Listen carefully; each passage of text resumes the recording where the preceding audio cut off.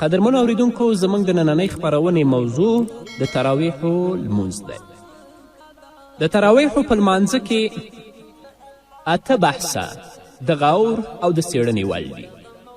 اول د تراویحو لغوي او اصطلاحي معنا، دویم د تراویحو د لمانځه اجمالي پیژندنه یعنی لنډه پیژندنه، دریم د تراویحو د لمانځه مشروعیت او جواز، څلورم د تراویحو د لمانځه حکم چې آیا دا فرض دی، واجب دی، سنت دی، پنځم د تراویحو د لمانځه وخت، شپږم د تراویحو د لمونځ ادا کول په جمع سره، اووم د تراویحو د لمانځه د رکعتونو شمیر چې 2 رکعته دي، اتم د قرآن کریم ختم په رمضان کې. اول بحث د تراویح لفظ دا د ترویحې جمع ده. ترویحه مفرد ده او تراویح جمع ده. او تراویح په عمومي صورت کې ترویحه په عمومي صورت هغې دمې او ناستې ته ویل کیږي چې یو څوک د کار یا مزله په جریان کې د ستړیا له کبله کوي. دې ته ترویحه ویل کیږي. ترویحه هغې دمې او ناستې ته ویل کیږي چې یو څوک د کار یا مزله په جریان کې د ستړیا له کبله کوي. دې ته ترویحه ویل کیږي. او په اصطلاح کې د هغې خاصې دمې او ناستې نوم دی چې د هرو 4 رکعتونو نفلي مونځ نه پس هغه صورت نیسي. یعنی د هرو 4 رکعتونو نه وروسته چې یو انسان کینی، دې ته ترویحه په اصطلاح کې ویل کیږي. له دې کبله چې دا ناستې او دمې ډېرې وې، فقهاو دا لمونځ د دمو په نامه ولمانځه او نوم یې د دې تراویح کیښوده. دویم د تراویحو د لمانځه لنډه او اجمالي پیژندنه. د تراویحو لمونځ یو له هغو لمنځونو څخه دی چې د صدر اسلام نه تر اوسه پورې د هجري قمري کال د رمضان په میاشت کې د ماسخوتن لمانځه وروسته تر وترو مخکې په اسلامي هیوادونو او مساجدو کې هغه مسلمانان ډیر په شوق او په ځانګړې مینه د قرآن کریم د ختم په شمول باندې ادا کوي. لکن په دې کې څه تفاوت شته؟ هغه دا چې په ځینې ځایونو کې تراویح 20 رکعته ادا کیږي او په ځینې ځایونو کې تراویح 8 رکعته ادا کیږي بې له وترو، او په ځینې ځایونو کې تراویح 15 رکعته له وترو سره ادا کیږي، او په ځینې ځایونو کې تراویح په انفرادي ډول ادا کیږي، او په اکثرو ممالکو کې تراویح په جمع سره ادا کیږي. نو خلاصه دا چې د تراویح لمونځ په فرعي مذاهبو کې د یو متفق علیه اجماعي لمانځه حیثیت لري چې تر نن ورځې ټول مسلمانان په دې باندې متفق دي. لکن روافظ چې له موږ سره په اصولو کې ټکر او خلاف دي، هغوی د تراویح لمونځ نه مني. دریم بحث د تراویحو د لمانځه مشروعیت او د دې جواز. د تراویحو د لمانځه مشروعیت په تدریجي ډول ثابت شوی دی. یعنی لومړی په جماعت سره شروع شوی چې په خپله محمد رسول الله صلی الله علیه وسلم په هغه کې هم ګډون وکړه. بیا له هغه وروسته صحابه و کرامو هر یو په خپل کور کې په انفرادي ډول باندې تراویح کولی. دې کار د امیر المؤمنین حضرت عمر فاروق رضی الله تعالی عنه د خلافت تر اولنی وختونو پورې دوام درلود. له هغه وروسته د ډیرو لویو صحابو په غوښتنه حضرت عمر فاروق رضی الله عنه د ډیرو لویو صحابه و کرامو په غوښتنه د حضرت عمر فاروق رضی الله عنه لخوا دوباره تراویح په جمع سره شروع شوې چې تر نن ورځې پورې دوام لري. او د تراویحو د لمانځه ثبوت د محمد رسول الله صلی الله علیه وسلم په قولی، فعلی او تقریري دلایلو باندې ثابت دی چې د دې نه څوک انکار هم نشي کولی. د محمد رسول الله صلی الله علیه وسلم قولی دلیل چې حضرت ابی هریره رضی الله تعالی عنه د رسول الله صلی الله علیه وسلم نه روایت کوي، فرمایي: عن ابي هريره رضي الله تعالى عنه قال كان رسول الله صلى الله عليه وسلم يرغب في قيام رمضان من غير أن يأمرهم بعزيمة ثم يقول: من قام رمضان إيمانا واحتسابا غفر له ما تقدم من ذنبه. فتوفي رسول الله صلى الله عليه وسلم والأمر على ذلك ثم كان الأمر على ذلك في خلافة أبي بكر رضي الله تعالى عنه وصدرا من خلافة عمر رضي الله عنه. رواه أبو داود في كتاب الصلاة فصل في قيام شهر رمضان. حضرت ابي هریره رضی الله تعالی عنه د محمد رسول الله صلی الله علیه وسلم نه روایت کوي. هغه فرمایي چې محمد رسول الله صلی الله علیه وسلم د رمضان د میاشتې د شپې لمانځه ته بې له دې چې چاته په مسئولانه انداز امر وکړي ډیر په مینه خلک تشویقول. رسول الله صلی الله علیه وسلم د رمضان د میاشتې د شپې لمانځه ته چې د تراویح مونځ دی بې له دې چې چاته مسئولانه انداز باندې امر وکړي ډیر په مینه خلک تشویقول. او رسول الله به بیا ویل چې څوک د رمضان د میاشتې لمونځ داسې ادا کړي چې په دې باور وي چې دا لمونځ الله رب العزت ته د نزدیکیت او قربت وسیله ده او یقین ولري چې الله رب العزت په دې لمانځه سره ثواب او اجر را په برخه کوي، الله به ټول مخکینی ګناهونه ورته معاف کړي. محمد رسول الله صلی الله علیه وسلم وفات شو، خو خبره همداسې وه. بیا د حضرت ابابکر صدیق رضی الله تعالی عنه په خلافت کې او د حضرت عمر رضی الله تعالی عنه د خلافت په اولنیو وختونو کې همدا خبره همداسې وه. همدارنګه د محمد رسول الله صلی الله علیه وسلم بل حدیث دی چې حضرت عبدالرحمن بن عوف روایت کوي. هغه فرمایي قال رسول الله صلی الله علیه وسلم ان الله تبارک وتعالی فرض صيام رمضان عليكم وسننت لكم قیامه. رواه نسائی. حضرت عبدالرحمن بن عوف فرمایي چې رسول الله صلی الله علیه وسلم فرمایلی دي بېشکه الله تعالی تاسو باندې د رمضان روزه فرض کړې ده او ما په دې کې ودرېدل یعنې تراویح مونځ سنت وګرځولو. همدارنګه د حضرت ابو هریره رضی الله تعالی عنه بل مرفوع حدیث دی. هغه فرمایي ان رسول الله صلی الله علیه وسلم قال من قام رمضان ایمانا و احتسابا غفر له ما تقدم من ذنبه. رواه مسلم. ابی هریره رضی الله تعالی عنه فرمایي چې رسول الله صلی الله علیه وسلم فرمایلی څوک چې ایمان او طلب د ثواب دپاره په رمضان کې تراویح وکړي نو د هغه لومبني ټول ګناهونه به الله ورته معاف کړي، یعنې د هغه مخکیني ګناهونه به ټول معاف کړی شي. او د قیام رمضان نه مراد هغه مونځ ده چې په روژه کې کیږي په شپې کې چې د هغه د تراویح مونځ دی. همدارنګه حضرت عایشه رضی الله تعالی عنها فرمایي کان رسول الله صلی الله علیه وسلم اذا دخل رمضان لم یأت فراشه حتی ینسلخ. رواه بیهقی. حضرت عایشه رضی الله عنها فرمایي چې کله به د رمضان میاشت راغله نو محمد رسول الله به خپلې بسترې ته نه راتلو تر دې چې د رمضان میاشت به په تیرېدو شوه یا به د رمضان میاشت تیره شوه. ټوله شپه به عبادت کو، منځونه به کول. او د تراویحو د لمانځه د ثبوت دپاره د محمد رسول الله صلی الله علیه وسلم فعلي دلیل چې رسول الله دا فعل کړی هغه حدیث د حضرت عایشې رضی الله عنها دی. عن عایشة زوج النبي صلی الله علیه وسلم أن النبي صلی الله علیه وسلم صلى في المسجد فصلى بصلاته ناس ثم صلى من القابلة فكسر الناس ثم اجتمعوا من الليلة الثالثة فلم يخرج إليهم رسول الله صلى الله عليه وسلم فلما أصبح قال قد رأيت الذي صنعتم فلم يمنعني من الخروج إليكم إلا أني خشيت أن تفرز عليكم وذلك في رمضان. رواه أبو داود في كتاب الصلاة فصل في قيام شهر رمضان. ام المؤمنین بیبي عایشه رضی الله عنها څخه روایت دی. هغه فرمایي چې محمد رسول الله به په مسجد کې لمونځ کوه.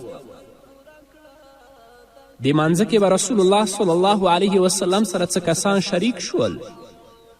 په سبا بیا هم داسې وشول خو خلک ډیر شوي ول.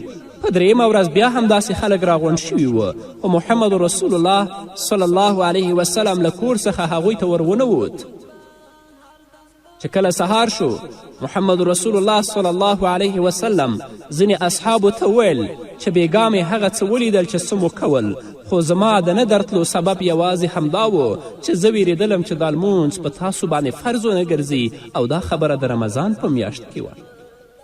نو پیغمبر علیه الصلاة وسلام دا مونځ په جمع سره کړ. همدارنګه د پیغمبر علیه الصلاة وسلام تقریري دلیل د تراویحو د لمانځه د ثبوت لپاره حدیث ده چې حضرت ثعلبه بن ابي مالک قرزي رضی الله تعالی عنه د رسول الله نه روایت کوي. هغه فرمایي خرج رسول الله صلى الله عليه وسلم ذات ليلة في رمضان فرأى ناسا في ناحية المسجد يصلون فقال ما يصنع هؤلاء؟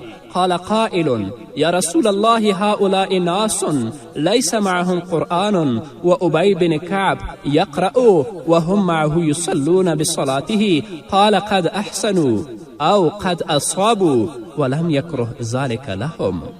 رواه البيهقي.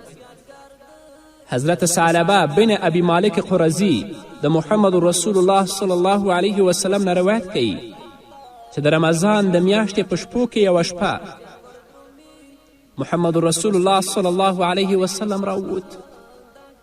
رسول الله ګوري چې د مسجد په یو کنج کې خلک لمونځ کوي. پیغمبر علیه الصلاة وسلام پوښتنه وکړه چې دا خلک څه کوي؟ رسول الله صلی الله علیه وسلم ته یو کس ویل چې دا هغه خلک دي چې قرآن کریم دوی ته یاد نه دی، یعنی قرآن کریم نه دی یاد کړی. او ابی بن کعب د قرآن کریم تلاوت کوي، دوی له هغه سره په مانځه کې شریک دي.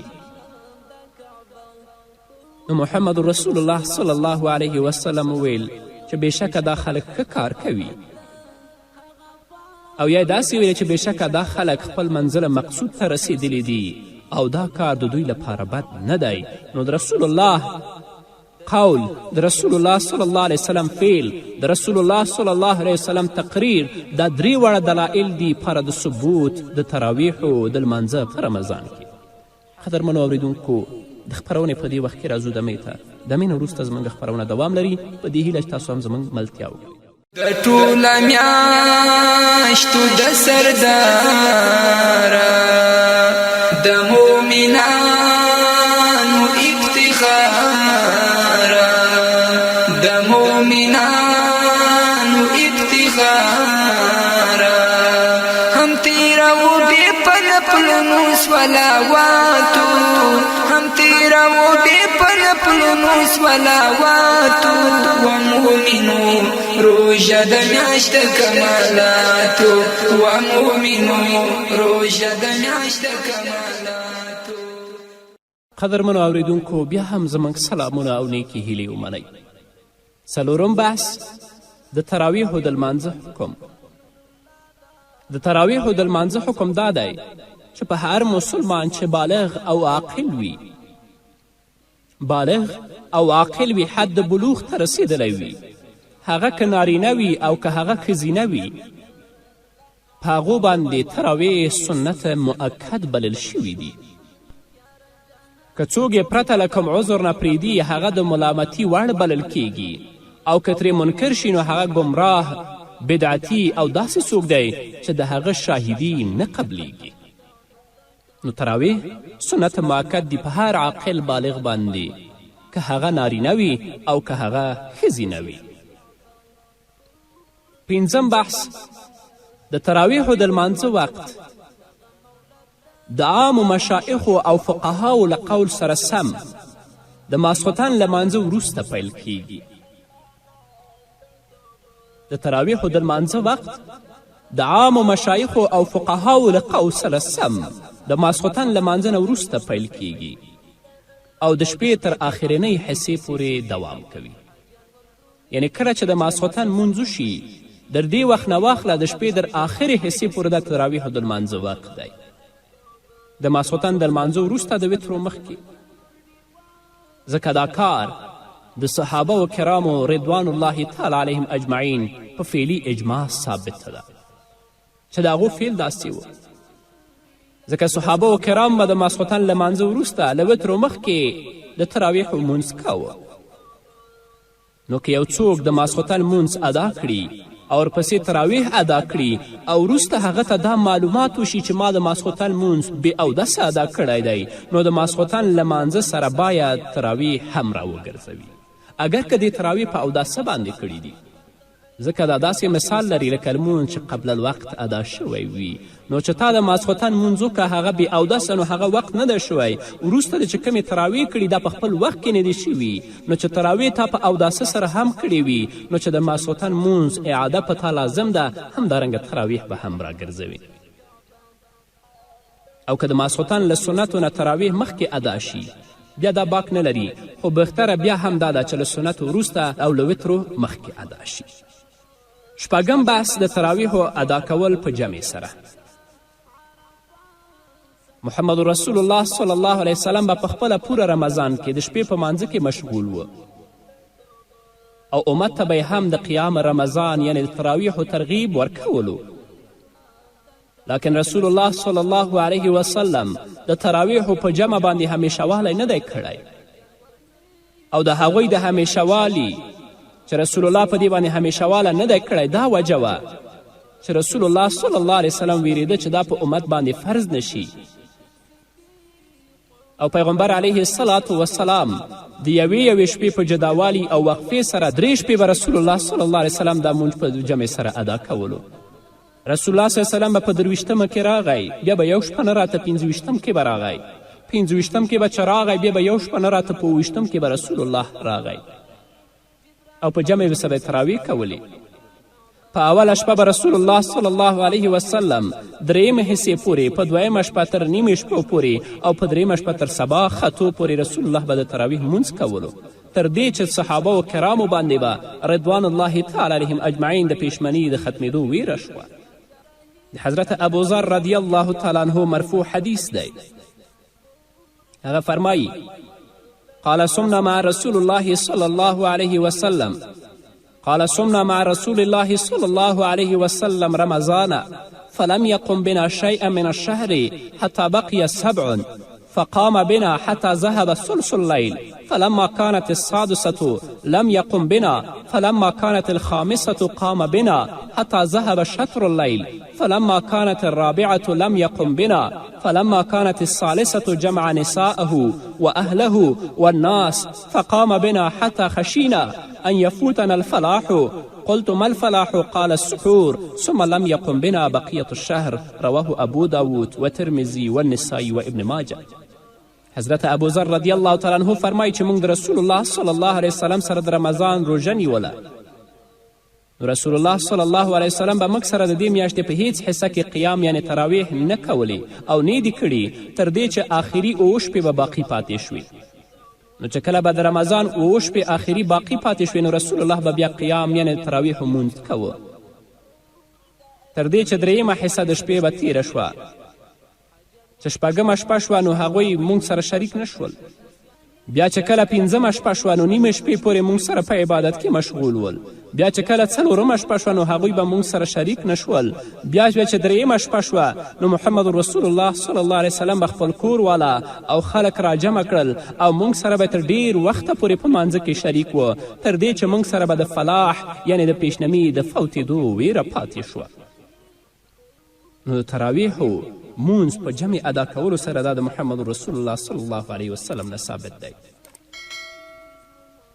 د تراویحو مونځ پیلم په جمع سره شوی و بیا د حضرت عمر فاروق رضی الله تعالی عنه د خلافت تر اولنیو شپو ورځو پورې په انفرادي ډول ادا شوي و او له هغه وروسته تر نن ورځې پورې بیا هم په جمع سره ادا کیږي او که چا تراویح په جمع سره ونه کړي په خپل کور کې وکړي هغه کیږي خو پرې دیښودونکی له فضیلت نه محروم بلل کیږي هغه فضیلت او اجر چې تا ته الله رب العزت په دې کې درکوي چې د تراویح مونځ په جمع سره وکړي نو کې ځان ته کوي د هغه فضیلت او اجر نه به دا انسان بیا محروم وي ځکه د روژې مبارکه میاشت داسې میاشت ده چې په دې کې الله رب العزت فرضي عبادت په 80 فرضو بدلوي او هغه څوک چې نفلي عبادت کوي الله رب العزت به د نفلي عبادت په بدله کې هغه ته د فرضي عبادت اجر و ثواب ورکوي نو پیغمبر علیه الصلاة وسلام به په 23مه شپه راووته تراویح به یې وکړي بیا به یو شپه پکې وقفه وکړه، بیا به 25مه شپه راووت، بیا به یو شپه پکې وقفه وکړه، رسول الله به په 20مه شپه راووت او دا به په جمع سره کولی. د تراویحو پیل هم په جمع سره شوی و. بیا د حضرت عمر رضی الله تعالی د خلافت تر اولنیو شپو ورځو په انفرادي ډول ادا شوي. بیا د هغه نه وروسته حضرت عمر فاروق چې ولیدل په مسجد نبوي کې خلک په انفرادي ډول باندې تراویح کوي، هغه د نفاق نه وویرېده چې خلکو کې اختلاف پیدا نشي. اجماع په دې باندې وشوه چې باید د تراویح لمونځ په جمع سره ادا شي. نو قدرمنو اوریدونکو، دا به زموږ نننۍ خپرونه. بله خپرونه به انشاءالله په دې هکله چې آیا تراویح 20 رکاته دي که 8 رکاته یا 14 رکاته، په دې باندې به انشاءالله زه تاسو سره تفصیلي غږیږم. نو دا به زموږ نننۍ خپرونه چې ستاسو درانه حضور ته وړاندې کړه. تر بلې خپرونې پورې چې زه بیا هم ستاسو درانه حضور ته راځم، تاسو ټول په پاک رب سپارم. پاتې ژوند او پاتې ورځم نیکمرغه. الله مو مل.